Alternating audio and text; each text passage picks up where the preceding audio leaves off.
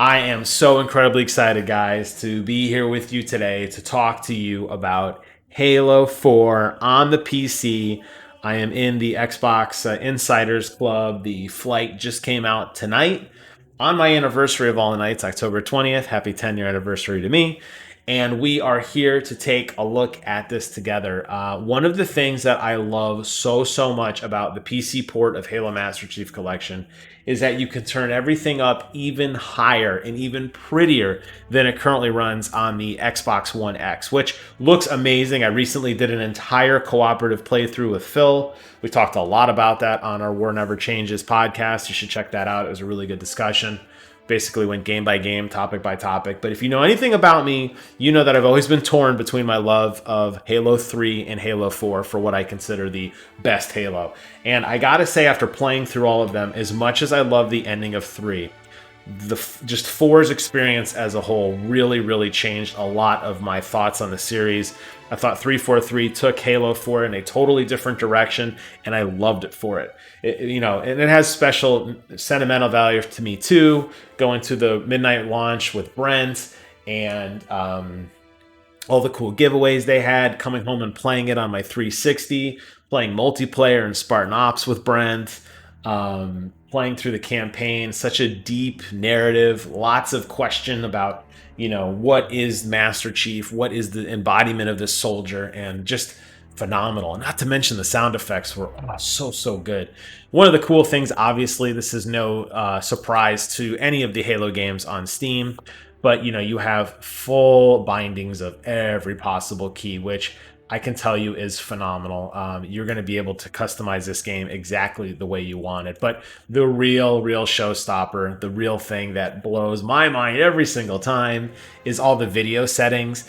I am currently running on Windows 1920 by 1080, but I do have an ultra-wide monitor, so I typically run it at 3440 by 1440. I do have G-Sync enabled on my monitor, and I have a 2080 Ti, and they sync up together beautifully. So I run it at 120 frames per second because that's my resolution on my monitor, my hertz rate, 120 hertz. So that's what I run at 120 FPS. However, on this particular video, I am capturing everything on OBS at 60 frames a second, and I will be uploading it on YouTube at 60 frames a second. So even though I am telling you it runs way beyond 120 if you uncap this thing, I'm telling you right now that I'm recording it at 60, 1920 by 1080. It will look the best on your phone this way, but I can promise you that this game can run even better, and it certainly does. One of the really cool features is these graphic settings where you can toggle some of the settings and you can change the detail from low, medium to high. You can run it on enhanced, which gives you even better graphical performance. But this game has aged incredibly well. You're going to be able to run this on pretty much any rig. Don't feel like you have to have the latest and greatest graphics card. You do not. It will run great. Keep in mind, you ran this game on an Xbox 360, which by today's standards is a glorified paperweight, okay? And then you have all your normal settings here for volume. You could change each of the individual effects and sound and chat and voice and everything. But enough of the settings. Let's get into some of this juicy gameplay. I want to show off a little bit of this to you guys. I briefly started a mission just to make sure the sound was good, but I quickly stopped because I wanted to kind of experience this with you guys. Right now in the flight, they start you on Requiem, which is fine. I really don't care. There's not really a whole lot. They kind of handpicked where you start. But we're going to go ahead and start on Requiem because why not? And we're just going to start at the very beginning, Rally Point Alpha, and we're going to go ahead and begin. And you don't want to start? Yes, I do. Let's get into it.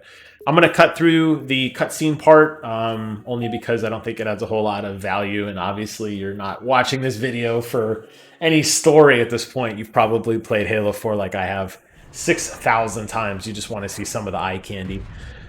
So we'll go ahead and skip through the cutscene, and I want to show off a couple things that I really like. First and foremost, this game prominently featured God Rays. That was something that was somewhat controversial. I personally loved it. I thought that the God Rays did a phenomenal job of pushing the Xbox 360 hardware to its limit. It really changed the way the game looked, and considering the tone and the feeling of Requiem and what they want you to experience, this strange alien planet with this creepy Promethean race that digitizes in and out, putting a lot of God rays allows a lot of these texture particles, which Promethean energy rays, and the way they teleport in and out, the way they explode, the way the Promethean grenades explode, it really pops incredibly well against this background of these God rays. So all these little pieces of ember and these burnt out Covenant ships that are just spewing out smoke and ash really pop against the God rays, and I think it looks incredible. So you're going to get a lot of that. Now, because I'm running on enhanced maximum draw distance, you're going to see really no pop in per se on anything, you know, other than what the limitations of the game were. And it does run well on Xbox 360, or it did run well on Xbox 360. It does hold a 60 frame a second rate on the Xbox One X. That's what I played it through not too long ago. Phil and I did the entire campaign co-op. It does run it very well there too, but there are moments where you can tell they had to dial down some of the settings. On PC, we do not have those limitations, particularly on the rig that I'm running. So let's go ahead and take a look at our weapons. We'll go ahead and reload everything. And the best part about Halo, by far, of Halo 4, I should say, is the sound effects. So we're going to go ahead and let this AR rip, and you're going to hear just how throaty this thing sounds. I'm so frustrated 343 got rid of this in Halo 5 Guardians, but let's go ahead and hear this thing rip. Now, only the Master Chief could keep this thing on a rail with absolutely no recoil. That's okay. I absolutely love the way that these weapons sound. They're so throaty and just, they really rip. You can even see here some of the lighting effects, how they really pop. It's almost oversaturated, but I think it really works well, like I said, with this ambiance. So when you kind of take in the scene as a whole, you see some of the shadows reflecting on the hill, you see some of the texture particles in the background. I think this game's just very special because I think 343 really took it took the Xbox 360 to its limits. Here you have a couple really cool little scenes where like this grunt's crawling, and you know, he's gonna die and puke out his little gun if you want to pick it up, which I don't. But there's also some dead guys around here. There's an elite kind of floating around back there to the right. But let's go ahead and walk a little bit and just kind of look out. You know, just look things to notice on these kind of flights. Obviously, you know, you're checking things like just overall performance, draw distance, any weird sound artifacts. If you're running it on different resolutions, which I'm running on the standard resolution, 1920, you're probably not going to see much. But sometimes on like an ultra wide, the HUD will be skewed or parts of the screen won't render properly. I'll check all that stuff later. I just wanted to do a video to show off some of the eye candy of some of what I think is going to look pretty good, and that's this area through here. But yeah, man, this is just a treat. This is such a treat to play this. What a phenomenal story of Chief losing Cortana, refining her, the heartache that he goes through, Cortana's rampancy. It's just a really heartfelt story, really pushes the boundaries, and this is one of the most iconic scenes for sure. Kind of this this scene here where you're kind of taking in, you know, some of the ambiance here. They intentionally made that lighting so bright, and the music's flaring up. It's got a really majestic feel to it. And you can see what I mean about the way that the color palette is. Very shiny, very glittery, like holy almost, like music so trippy. It's just a really cool feeling. In case you can't tell, I kind of like this. But you kind of look over the cliff here and kind of take a peek down and see, you know, nothing, no popping anywhere. I mean, just look out on the horizon. You know, playing this on Big Team Battle is going to be so much fun. Since they decided not to port Halo 5 for whatever reason to PC, we're going to have to settle with Halo 4. That's the closest we're going to get. And since we're inside Requiem, you can actually see I'm kind of outlining some of it with my gun here. You can see that this is actually an artificial sky, which is really cool as well. So let's go and walk over here and kind of check out what's left of, you know, this UNSC crash site. There's some flipped vehicles and stuff. I know there's a Warthog here. I'll go ahead and take that for a quick spin. Warthogs, and still in one piece. Nice to see your luck is holding out. War guns bent. Even the Warthogs sounded so good in this game. Extremely militarized. Very, just a lot of rumble to them. Sounded like a monster machine, really. God, you know, after watching the Halo Infinite trailer, I'm excited for Halo Infinite.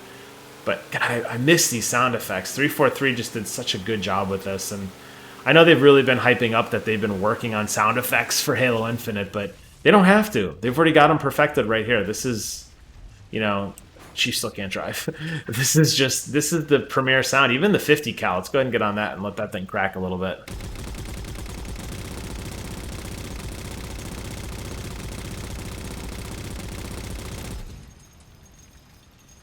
And you hear as the barrel stops spinning, you're hearing all the casings kind of spin and all the bullet casings rolling down. You're hearing, I mean, there's some bullet casings there. They just faded away, but you're hearing the bullet cases drop down. You're hearing the guns spin up. I mean, compare this to what you heard on Halo 5. I'm telling you that Halo 5 does not hold a candle remotely to the sound effects in this game. None of the Halo games do. So, if nothing else, play this game just for the sound. I think you're going to really appreciate it.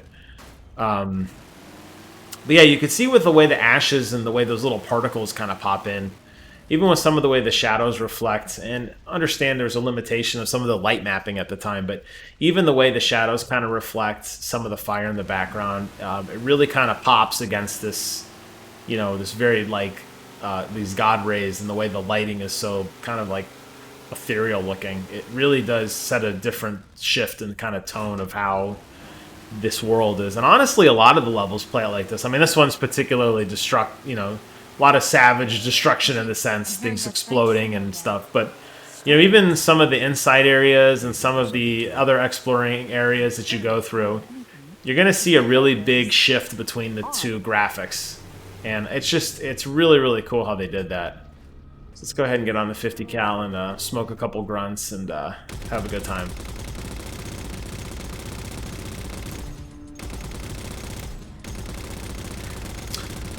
Yeah, and I'm noticing even the draw distance and stuff, as I mentioned, you're not really seeing any popping at all. It looks super smooth.